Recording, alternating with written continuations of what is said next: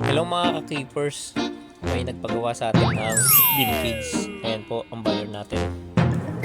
So gagawin ko siya kaagad dahil syempre kailangan niya ng vintage. At tayo po ay gagawa nito para sa mga hamster na binenta ko sa kanya. So para na rin sa mga hamster ko na wala pang maayos na kulungan at hindi malawak ang kanyang kulungan. So dito nire-revet ko na siya, tinatapos ko ng pag-revet.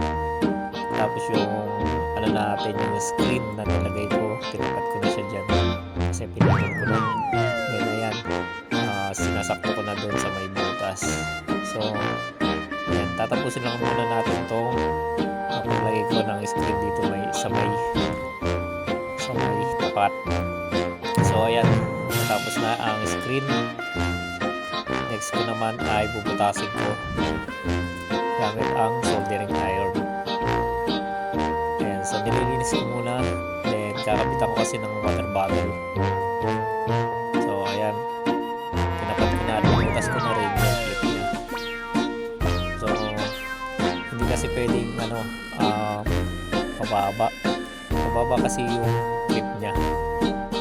So ayusin natin yung paglagay ng water bottle kasi mali yung lagay ko na muna. Ayan, tinapat ko na rin siya at yan, nalagay ko na. So ayan, natapos na natin ang vintage. Ayan, magandang vintage natin guys. Kaya okay na okay para sa ating mga alagang hamster kung mag-breed kayo or maramihan ang ilalagay nyo dito.